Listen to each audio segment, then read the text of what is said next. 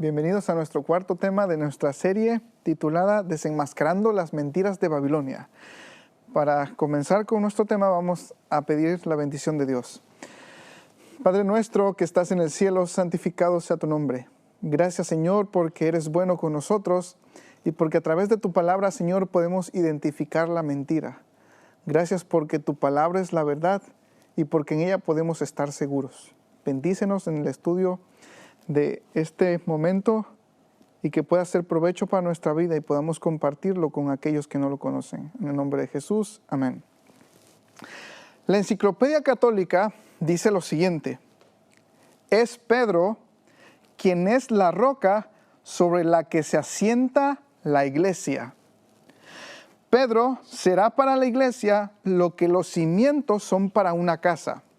Él será el principio de unidad, de estabilidad y crecimiento. Y sigue diciendo, él, Pedro, es el principio de unidad, puesto que lo que no está unido a los cimientos no es parte de la iglesia. De estabilidad, puesto que es sobre la firmeza de esta base que la iglesia permanece incólume ante las tormentas que la azotan. De crecimiento, puesto que si ella crece es porque los nuevos ladrillos se colocan sobre ese cimiento. Es a través de su unión con Pedro, afirma Cristo, que la iglesia resultará vencedora en su larga lucha con el maligno. Eso dice la Iglesia Católica. Y en otra cita más pequeña, el Catecismo dice, Pedro será su vicario para reinar en su lugar, en el lugar de Cristo. ¿Será esto así? ¿Será que Pedro es la roca sobre la cual Cristo edificó su iglesia? ¿Es Pedro inconmovible? ¿O hay otra explicación? Bueno, veamos qué dice la Biblia. Desde el Antiguo Testamento se utilizan diferentes figuras para mostrar algún aspecto del carácter de Dios. Por ejemplo, a Dios se le compara con un escudo. El Salmo 3 y 4 dice que es un escudo. Como una fortaleza, Salmo 28, 7. Como luz, Salmo 27, 1. Como un castillo, Salmo 18, 2. Y sobre la cual será centrado este estudio, es a Jehová como una roca. Lo interesante es que todas estas alusiones de salvación y protección solo se aplican a Dios. Y es con justa razón, porque no hay nadie como Él. Vamos a estudiar diferentes textos que hablan sobre Dios como una roca. Y en todos ellos se aplica solamente a Dios. A ningún hombre se le da este título. El primero que vamos a leer es Deuteronomio 32, 4. Deuteronomio 32, 4. Dice lo siguiente: Él, Dios, es la roca, cuya obra es perfecta, porque todos sus caminos son rectitud. Dios es verdad y sin ninguna iniquidad en él. Es justo y es recto. El Jehová es la roca. Según Moisés, Jehová es la roca. Y en el mismo capítulo, versículos más adelante, hablando al pueblo de Israel, dice, Deuteronomio 32, 15, Israel entonces abandonó al Dios que lo hizo y menospreció la roca de su salvación. Es decir, Moisés vuelve a dar la idea de que Jehová, Dios, es la roca. Ahora, Dios es la roca y representa salvación. Y David lo tenía bien claro. Por eso escribió lo siguiente. Samuel 22, 2 nos dice lo que David dijo. Jehová es mi roca y mi fortaleza y mi libertador. Jehová es mi roca, mi fortaleza y mi libertador. Y dejó bien claro que Jehová es la roca, porque Salmo 18:31 dice, porque ¿quién es Dios sino solo Jehová? ¿Y qué roca hay fuera de nuestro Dios? Es decir, no hay ninguna roca fuera de nuestro Dios, porque solo Dios es nuestra roca, es nuestra salvación, es nuestra fortaleza y nuestro libertador. Y vuelve a decir, el Dios de Israel ha dicho, me habló la roca de Israel. Habrá un justo que gobierne entre los hombres, que gobierne en el temor de Dios. ¿Quién entonces es la roca para Israel? Es Dios. Ahora, el Nuevo Testamento nos aclara un poquito más de quién de las tres personas de la divinidad es la roca. Pablo, en primera carta a Corintios, capítulo 10, versículo 4, nos dice la respuesta. Y todos bebieron la misma bebida espiritual, porque bebían de la roca espiritual que los seguía, y la roca era Cristo. ¿Quién es la roca? Es Cristo. Cristo ha sido, es y será siempre la roca inconmovible, la roca de nuestra salvación. Ahora, vayamos a Isaías 28, 16. Una profecía hablando de Cristo nos dice lo siguiente, Isaías 28, 16. Por tanto, Jehová el Señor dice así: He aquí que yo he puesto en Sión por fundamento una piedra, piedra probada, angular, preciosa, de cimiento estable. El que creyere, no se apresure. Y en Zacarías encontramos lo mismo hablando de la tribu de Judá. Zacarías 10:4 dice: de él saldrá la piedra angular. Es decir, de él saldrá la piedra angular, de él la clavija, de él el arco de guerra, de él también todo apremiador. De Judá saldrá la piedra angular. Ahora, ¿quién es la piedra angular que es preciosa y estable? Bueno, Cristo. Y no tenemos que adivinar, el apóstol Pablo, citando lo que dice Isaías 8:14, que habla de Jehová, escribió en Romanos 9:33, como está escrito: he aquí pongo en Sión piedra de tropiezo y roca de caída, y el que creyere en él no será avergonzado. Entonces surge la pregunta, ¿quién es la piedra con la cual tropezarán algunos? Jesús en una ocasión dijo a los fariseos: ¿nunca leíste en la Escritura la piedra que desecharon los edificadores? ¿A quién desecharon los fariseos? A Cristo. Ha venido a ser cabeza del ángulo. El Señor ha hecho esto y es cosa maravillosa a nuestros ojos. Y Pedro en su sermón en Pentecostés aclaró el asunto. No hay que adivinar. Hechos 4:11 dice: este Jesús es la piedra reprobada por vosotros los edificadores, la cual ha venido a ser cabeza del ángulo. Es decir, tanto en el Antiguo Testamento como en el Nuevo Testamento, Cristo y solo Cristo puede ser la roca, la piedra angular, porque Él es Dios, es estable, y sobre Él se edifica todo, aún los apóstoles, aún Pedro, quien supuestamente fue el primer papa y el fundamento de la iglesia.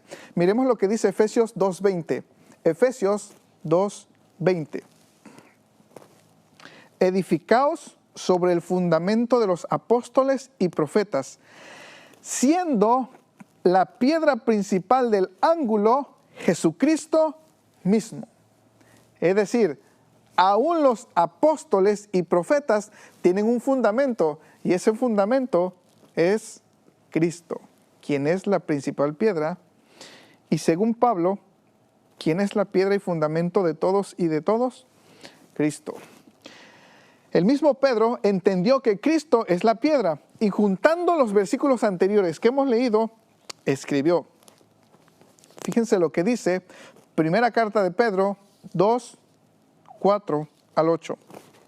Acercándoos a Él, a Cristo, piedra viva, desechada ciertamente por los hombres, mas para Dios escogida y preciosa, vosotros también como piedras vivas, sed edificados como casa espiritual y sacerdocio santo, para ofrecer sacrificios espirituales aceptables a Dios por medio de Jesucristo, por lo cual también contiene la Escritura: he aquí, pongo en Sión la principal piedra del ángulo, escogida, preciosa, y el que creyere en él no será avergonzado.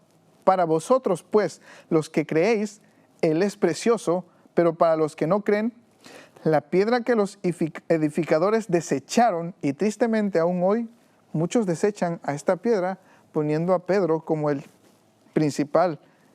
Dice, ha venido a ser la cabeza del ángulo, y piedra de tropiezo y roca que hace caer, porque tropiezan en la palabra, siendo desobedientes, a lo cual fueron también destinados.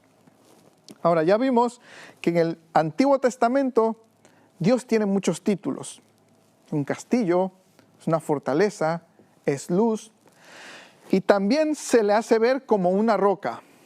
Pero en el Nuevo Testamento se nos aclara en realidad quién es esa persona, y es Cristo. Cristo es la piedra angular, Cristo es la piedra que desecharon los edificadores, Cristo es la roca, la piedra principal del ángulo. Incluso Cristo es el cimiento de los profetas y de los apóstoles. Ahora es interesante ver que el mismo Pedro, quien supuestamente, según la Iglesia Católica, es el fundamento de la misma, escribió que Cristo es su fundamento. Ahora, con este trasfondo ya vimos que en realidad la roca, como lo dice Pablo, es Cristo. No hay nada más, no hay nadie más. Cristo es la roca. Ahora, con este trasfondo vamos a estudiar un pasaje que ha causado confusión y que ha traído un dogma que en realidad es la primacía de Pedro. Pedro como el primer papa. Pedro como el fundamento de la iglesia, como lo leímos al principio. Ahora vamos a ir a Mateo 16:13. Mateo 16:13. Ahora, este pasaje se registra también en Marcos 8:27 al 30 y Lucas 9:18 al 21. Ahora, lo interesante es que de esta experiencia en los otros evangelios solo se registra la pregunta que tiene que ver es con Jesús. Y vamos a leerlo. Leamos Mateo 16:13. Viniendo Jesús a la región de Cesarea de Filipo, preguntó a sus discípulos diciendo, esta es la pregunta importante, en torno a esta pregunta gira toda esta conversación. ¿Quién dicen los hombres que es el Hijo del Hombre? En primer lugar, la pregunta tiene que ver es con Jesús y no con Pedro. Ellos dijeron, unos Juan el Bautista, otros Elías, y otros Jeremías o algunos de los profetas. Él les dijo, ¿y vosotros quién decís que yo soy? De nuevo vuelve a preguntar, ¿quién soy yo? Respondiendo, Simón Pedro dijo, tú eres el Cristo, el Hijo del Dios viviente. Además es la roca. Entonces le respondió Jesús, bienaventurado eres, Simón, hijo de Jonás, porque no te lo reveló carne ni sangre, sino mi Padre que está en los cielos. Y yo también te digo que tú eres Pedro, del griego Petros, que significa piedra pequeña o fácil de mover, y sobre esta roca, y según hemos estudiado quién es la roca, es Cristo, y la palabra Petra significa roca o peña, dice, edificaré mi iglesia, sobre esta roca edificaré mi iglesia. Recordemos esa palabra, edificar, edificaré mi iglesia, y las puertas del Hades no prevalecerán contra ella. Y a ti te daré las llaves del reino de los cielos. Ahora, vamos a preguntar, ¿qué significa darle las llaves? Muchas personas creen que cuando Dios le dio las llaves a Pedro, le estaba dando las llaves de la puerta del reino de los cielos, literalmente. A veces hasta lo pintan ahí a Pedro esperando a las personas que vayan al cielo para darle la bienvenida. Pero ¿qué significa que Jesús le dio las llaves a Pedro? ¿Quién las tenía? Ahora las tenían los dirigentes y en realidad eran las llaves del conocimiento del Evangelio. Veamos lo que dice Lucas 11:52. Lucas 11:52. Jesús hablando a los intérpretes de la ley les dice, ay de vosotros, intérpretes de la ley, porque habéis quitado la llave de la ciencia, vosotros mismos no entrasteis, y a los que estaban se los impedisteis. Es decir, los intérpretes de la ley tenían la llave del conocimiento del reino de Dios, y ellos eran los encargados de predicar el evangelio para que la gente entrara al reino de los cielos. Pero como ellos no cumplieron con esta función, como ni ellos entraban ni dejaban entrar a los otros, en esta confesión Jesús le dice a Pedro, mira Pedro, ahora yo les voy a comisionar la predicación del evangelio. ¿Y cuándo fue la primera vez que Pedro utilizó estas llaves? Bueno, fue en el día del Pentecostés, cuando se convirtieron 3,000 personas. Y eso lo encontramos en Hechos 2. Pedro predica ese poderoso sermón que sacude a las personas y las hace preguntarse, ¿qué haremos? ¿Qué haremos? Bueno, arrepiéntanse cada uno y bautícese para el perdón de los pecados y recibiréis el don del Espíritu Santo. Es decir, Jesús es la roca. No hay nadie como Él, porque Él es Dios. Jesús es el mismo ayer, hoy y siempre. Jesús es estable. Sobre esa roca, que es la roca que desecharon muchos de los edificadores y que aún hoy en día desechan muchas personas por poner a Pedro, sobre esa roca, la piedra angular, la piedra preciosa, se iba a edificar la iglesia. Y las puertas del Hades no iban a prevalecer contra ella. Pero a Pedro Jesús le encarga la tarea de predicar el Evangelio, le da las llaves del conocimiento y Pedro acepta el reto y comienza esa labor a partir del día del Pentecostés. Ahora, nos sigue diciendo la Biblia en Mateo 16, 19, 20, y todo lo que atares en la tierra será atado en los cielos. En realidad, en el griego dice, habrá sido atado. Es decir, antes se ata en el cielo y después se ata en la tierra. Es decir, la iglesia tiene que abstenerse de todo lo que el cielo le permita y todo lo que el cielo le prohíba. Y todo lo que atares en la tierra habrá sido atado en los cielos. Y todo lo que desatares en la tierra habrá sido desatado en los cielos. Es decir, este pasaje evidentemente debe entenderse que la iglesia en la tierra solo requerirá lo que el cielo requiere y prohibirá solo lo que el cielo prohíbe.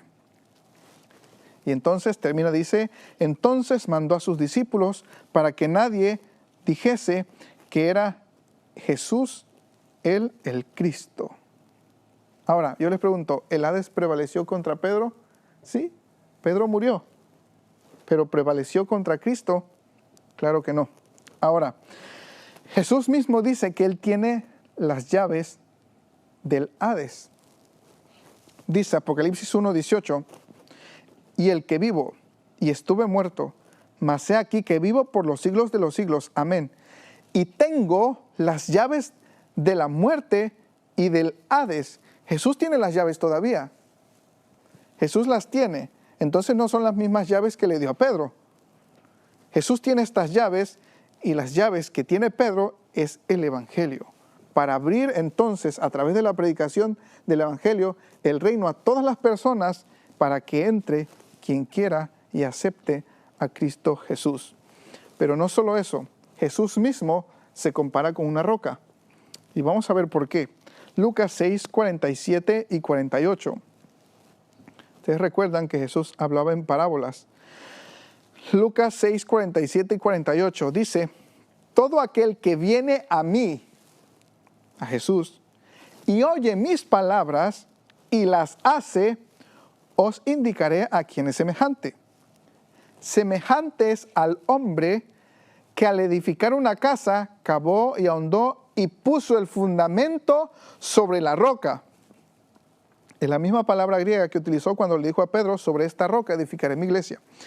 Y cuando vino una inundación, el río dio con ímpetu contra aquella casa, pero no la pudo mover porque estaba fundada sobre la roca. ¿Por qué será que el Hades no prevaleció contra la iglesia? Porque estaba fundada sobre la roca, y la roca es Cristo, una roca que es firme, que no se mueve. Ahora, ¿con qué se comparó Jesús aquí? Con una roca. Él dijo, mira, el hombre que me escucha, el hombre que hace mis palabras suyas y que las pone en práctica, es semejante a un hombre que edifica una casa sobre una roca. Y cuando viene la lluvia, la inundación, los vientos, y azotan contra esa casa, no la mueven, porque está sobre la roca. Pablo, escribiéndole a la iglesia en Corinto, dice lo siguiente, porque nosotros somos colaboradores de Dios, y vosotros sois labranza de Dios, edificio de Dios.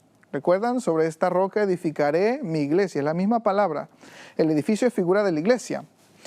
Conforme a la gracia de Dios que me ha sido dada, yo como perito arquitecto, puse el fundamento y otro edifica encima, pero cada uno mire cómo sobreedifica. Porque nadie puede poner otro fundamento que el que está puesto, el cual es Jesucristo. ¿Qué dice aquí Pablo? Nadie puede poner otro fundamento que el que ya está puesto. ¿Y cuál es ese fundamento? Es Cristo. Claramente podemos darnos cuenta que el fundamento de la iglesia no es Pedro, sino es Cristo. Por eso la Biblia dice en Hebreos 13:8, Jesucristo es el mismo ayer, hoy y por los siglos. Por eso la iglesia puede estar segura. Ahora, otros asuntos importantes en cuanto a esto. Según la Iglesia Católica, Jesús puso a Pedro como superior a sus hermanos, como el principal. Ahora, si esto fue así, que de hecho, si hubiera sido así, hubiera sido muy importante. Jesús le hubiera dicho a sus discípulos, miren, ahora Pedro va a ser el jefe de ustedes. Él lo hubiera dejado claro. Si hubiera sido así, ¿por qué después los discípulos pelean por quién es el mayor? Si ya Jesús lo había dicho. No tiene sentido. Además de eso, si Pedro hubiese sido el primer papa, no hubiese hecho cosas dignas de reprensión, es decir, cosas malas. Sin embargo, las hizo. Gálatas 2:11, Pablo dice, pero cuando Pedro vino a mí, a Antioquía, me opuse a él cara a cara, porque era de condenar. Es decir, Pedro hacía cosas que eran dignas de condenar. Pedro, como lo dice la Iglesia Católica, ¿es el sustituto de Jesús? ¿Su representante? No, en realidad el representante de Cristo es el Espíritu Santo. Tenemos diferentes ocasiones donde Jesús indicó que así sería. La primera se encuentra en Juan 16, versículo 13. Juan 16, 13. Dice lo siguiente, pero cuando venga el Espíritu de verdad, Él os guiará toda verdad, porque no hablará por su propia cuenta, sino que hablará todo lo que oiga y os hará saber las cosas que habrán de venir. Es decir, el Espíritu Santo nos guiará toda verdad. Y sigue diciendo, Él me glorificará, porque tomará de lo mío y os lo hará saber. Y Juan, capítulo 14, versículo 15, dice, si me amáis, guardad mis mandamientos. Y yo, Jesús, rogaré al Padre y os dará otro consolador para que esté con vosotros para siempre, el Espíritu de verdad. Nosotros no necesitamos a un humano para que esté con nosotros para siempre, porque tenemos al Espíritu Santo y el Espíritu Santo es Dios, es eterno, es uno igual a Jesús. Y os dará otro consolador. De hecho, la palabra otro en el griego significa otro de la misma clase. Jesús le está diciendo a sus discípulos, yo les voy a enviar a otro como yo, a otro consolador para que esté con vosotros para siempre. ¿Y quién es? El Espíritu de verdad, el cual el mundo no puede recibir porque no le ve ni le conoce, pero vosotros lo conocéis porque vive con vosotros y estará en vosotros. Ahora, el Padre enviaría al Espíritu Santo en el nombre de Jesús. El Espíritu Santo nos recordará todo lo que habló Jesús. Juan 14, 26 nos dice, pero el Consolador, el Espíritu Santo, a quien el Padre enviará en mi nombre, Él, no Pedro, os enseñará todas las cosas y os recordará todo lo que yo os he dicho. Incluso Juan 14, 18 dice, no os dejaré huérfanos, volveré a vosotros. Y eso lo hizo en la persona del Espíritu Santo. El Espíritu Santo es el sucesor de Cristo, ya lo leímos. Así que, hermanos, la Biblia misma nos invita a estar fundados es en Cristo Jesús y en sus palabras, en nadie más, para no ser movidos por ninguna teoría humana. Todo aquel que se funda en Cristo Jesús puede estar seguro y jamás caerá. Que en nuestro diario vivir miremos a Cristo, quien en realidad Él es el único autor y consumador de nuestra fe. Que el Señor nos bendiga.